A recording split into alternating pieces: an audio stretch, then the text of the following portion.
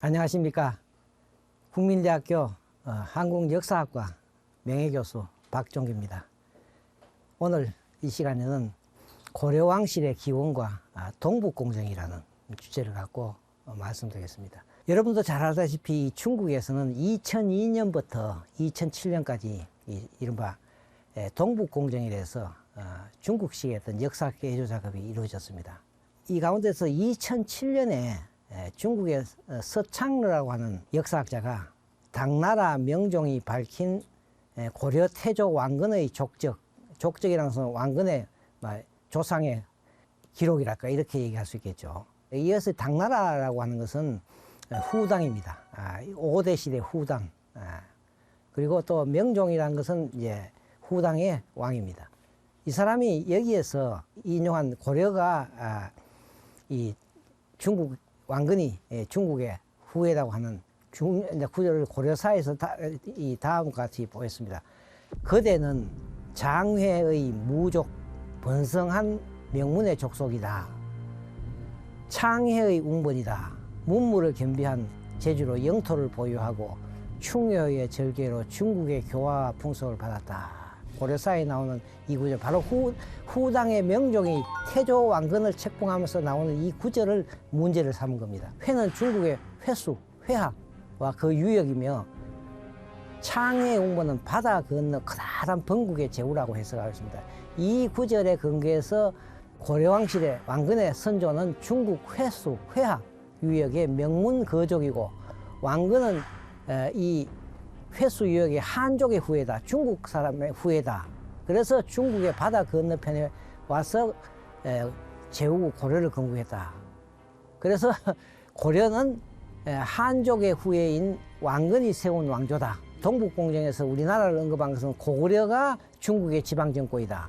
기자조선도 중국의 지방정권이다. 이 한반도에 세운 세 번째 중국 지방정권이 바로 고려왕조다.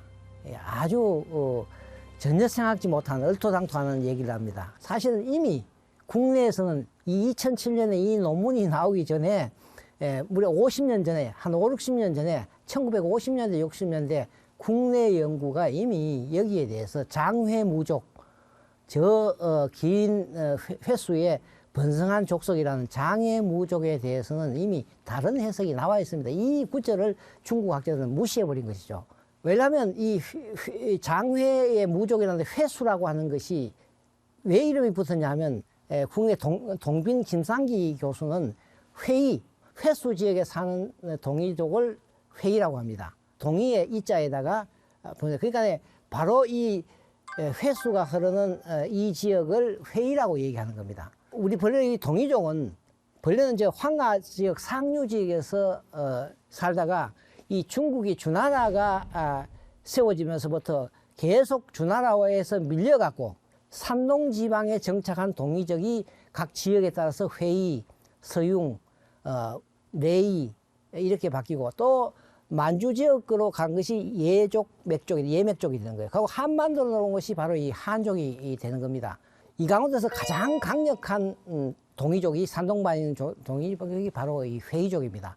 중국에서는 이 책봉을 할 때 본래 고려의 요청에 의해서 책봉을 했다 이렇게 돼 있거든요. 그럼 여러분들 아주 지금도 어떤 이 상을 줄 때 이 상에 대한 공적조서를 쓸 때 대체로 공적조서는 공적조서를 받는 사람이 보내준 자료에 의해서 판단해서 쓰는 겁니다. 아마 틀림없이 이 후당의 명종이 태조 왕건에게 선 이 책봉조서는 고려의 왕건의 조상이 실제로는 이제만은 이 한반도의 우리 민족의 조상 중에서 산동반도에 있는 중국하고 친근감을 갖기 위해서 이 산동반도에 있는 우리 동이족 가운데 가장 강력한 회의를 빗대어서 후소이다 이렇게 보낸 것을 갖고 또 받아서 후당 명종은 장회의 무족이다 이렇게 쓰는 건데 이것이 전혀 천년 후에 엉뚱하게 중국 동북공정 학자들에게 의해서 소위 중국 산동반도에 있는 한족의 후예라는 식으로 바뀌면서부터 고려 왕조가 소위 중국이 세운 세 번째 지방 정권이라는 엉뚱한 얘기로 전해진 겁니다. 그러니까 오히려 이 기록은 우리 한반도에 있는 우리 조상 동이족이 이미 기원전에 산동반도에 상당히 많이 살았다는 것을 오히려 강조하는 그런 얘기지, 결코 우리가 중국의 한족의 후예라가 아니라는 것은 이미 1950년대, 60년대 학자들에 의해서 이미 논문으로 밝혀진 거예요.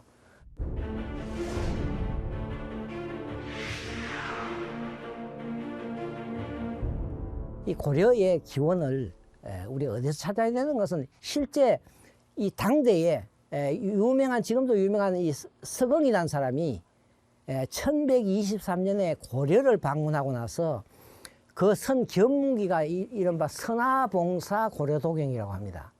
이 선화라는 것은 선화연관, 중국의 선화연관에 고려를 방문해서 그림과 도와 경이라는 것은 그림과 글을 남긴 겁니다. 불행하게도 지금 이 그림 부분은 하나도 없습니다. 이 글 부분만 남아 있습니다. 이 그림만 있더라도 우리가 고려사의 어떤 역사연구에 많은 자료를 얻을 수 있습니다만 이 글이 남아 있습니다. 여기에 보면 이 사람은 고려 왕씨의 선조, 그러니까 고려 왕실, 고려 왕조의 선조는 고구려의 대족이라 했습니다. 고구려의 대족이는 바로 고씨죠. 고려 고씨가 이 정치가 쇠퇴하자 나라 사람들이 왕을 세웠다. 그러니까 바로 왕건은 고구려의 후손이라는 이러한 기록이 중국 사람이 스스로 얘기를 한 것이죠. 그러니까 왕건의 조성은 바로 고구려의 지배계급이었다. 또 그 후손이 고려 왕조를 건국했다. 그렇기 때문에 고려 왕조의 이름을 고구려를 계승했다는 의미에서 고려라고 하는 겁니다. 참고로 얘기하면요, 이 고구려라는 이름은 대체로 장수왕 이후에 500년, 서기 500년대 이후에는 고구려가 고려로 바뀝니다. 중국 기록에도 500년 이전에는, 서기 500년 이전에는 고구려라고 기록했다가 500년 이후에 중국 기록은 고구려를 고려로 얘기합니다. 그렇기 때문에 고려 왕조라고 얘기하는 것은 바로 고구려를 계승, 바로 이름이 같은 거예요. 그 궁예도 고려라고 했죠. 나라를 지정하고 나서.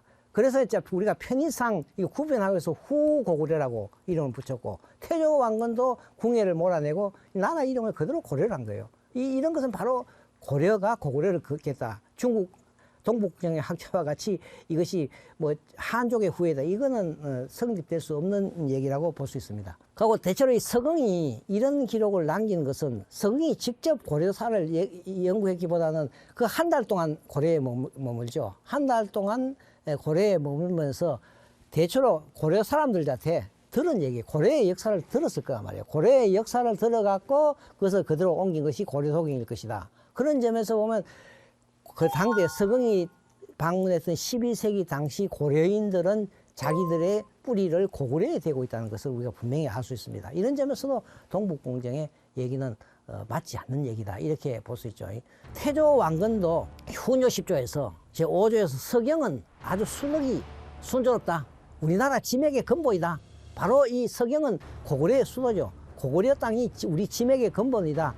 앞으로 고려가 대대로 만대로 계승하는 데는 이 바로 고구려를 계승해야 한다, 이런 얘기를 분명히 하고 있습니다. 그렇기 때문에 고려의 국왕들은 1년 가운데 100일 이상 서경에 머무르라, 이런 기록. 이러면은 분명히 태조도 이 고려 계승이라는 의지를 분명히 갖고 있습니다. 뭐 그것도 더 유명한 것은 이 거란이 993년에 고려를 침입했을 때 거란 장수 소선영과 대화할 때 소선영이 이런다. 왜 너희들은 고구려 땅에 잠식하고 있느냐. 고려가 평양이 고려의 서경으로 삼으니까. 그렇게 하니까 서희가 유명한 얘기를 하죠.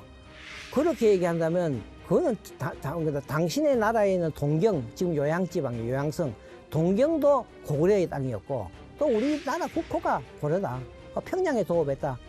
이렇게 따지면 바로 우리는 고구려를 계승한 거다, 이렇게 얘기하고 있습니다. 그러니까 이미 고려인들은, 당대의 고려인들은 고려는 고구려를 계승한 당당한 국가라는 얘기를 하고 있죠. 그리고 또 하나 우리가 단지 고려가 고구려를 계승하는 것뿐만 아니라 이 고려 왕조를 건국했던 고려 왕실, 태조 왕건을 비롯한 고려 왕실의 이 성격이, 출신이 어떤 것이냐 하는 것이 또한 이 고려 왕조를 이해하는 데 대단히 중요하고, 또한 고려 왕조의 뿌리를 이해하는 데 대단히 중요하다. 고려왕실에 관한 역사, 고려 왕건의 조상에 관한 역사로서는 유일하게 전해지는 기록이 고려 의종 때 이 김관이라는 사람이 편찬한 편년통록이라는 책이 있어요. 물론 이 책은 현재 없어졌습니다. 없어졌지만은 1451년에 편찬한 정인지가 편찬한 고려사 제1천문의 고려세계, 이 세계는 월드란 뜻이 아니고 리니지, 고려왕실의 족보 이런 뜻이죠. 거기에 전적으로 김관희의 이 편년통록 내용을 기록하고 있습니다. 왕건의 이제 할아버지가 이 편년통록에는 작제근으로 되어 있습니다. 그리고 이 작제근이 고려 왕조의 어떤 국조다, 실질적인 국조다. 태조 왕건의 기준으로 보면 할아버지가 되는 거죠. 근데 이제 여기 기록에 재밌는 것은 작제근의 아버지가 당나라 숙종이라는 얘기죠. 이거는 역시 사실은 사실하고는 조금 어긋난 기록이죠. 그렇지만은 적어도 왕건이가 고려의 국왕이 되면서부터 그래도 이걸 좀 미화하기 위해서 사실은 이렇게 당나라 숙종이다. 그리고 이제 여기 재밌는 얘기가 이게 하나 여기 보면 설화 같지만 진실을 전하고 있다는 얘기죠. 당나라 숙종이 배를 타고 개성의 예성강에 들어오다가 이 썰물 때문에 배가 늪에 빠져버렸습니다. 그러자 배에 있는 동전을 뿌려갖고 그걸 밟고 개성을 왔다는 얘기예요. 여러분 한번 생각해보세요. 이 바다에 이 뻘에 동전을 얼마나 뿌려야 이게 그대로 안 빠지고 나올 수 있겠습니까? 자, 그런 점에서 보면 이게 하나의 상당히 설화적인 거다. 그리고 실제로 이 현재 남아있는 동국여지성남에 보면 이 지역을, 이 숙족이라든 예성강 지역을 지명이 전포라고 되어 있습니다. 돈포다, 돈. 돈이 흩어져 있는 포구다. 이렇게 된 거죠. 다른 말로 얘기하면 이 예성강을 중심으로 해서 많은 상인들, 해외 상인들이 오고 가고 하니까 무역이 상당히 활발했기 때문에 이걸 상징적으로 표현하기 위해서 전포라고 한 것이 아닌가. 그런 점에서 보면 어찌 보면 이 개성에 있던 왕건의 집안도 그러한 어떤 이 상인하고 혼인을 내서 작제근을 낳았다. 그 다음에 또 이제 재밌는 것은 작제근이가 가고 숙종이 작제근을 낳고 당나라로 가버렸다. 그래서 작제근은 왜 우리 아버지가 없느냐 하니까 이제 당나라 숙종이라 하니까 아버지를 만나러 가는데 해필이면 또 상선을 타고요. 장사배를 타고 간다. 이것도 역시 이 집안이 상당히 이제 해상 세력이다. 그리고 또 작제근은 가다가 풍랑을 만나갖고 이 고려 사람을 물속에 떨어뜨리면 풍랑이 잠잠하고 그래서 작제근이가 바다에 떨어졌는데 거기 서해 들어가서 용왕을 만났다.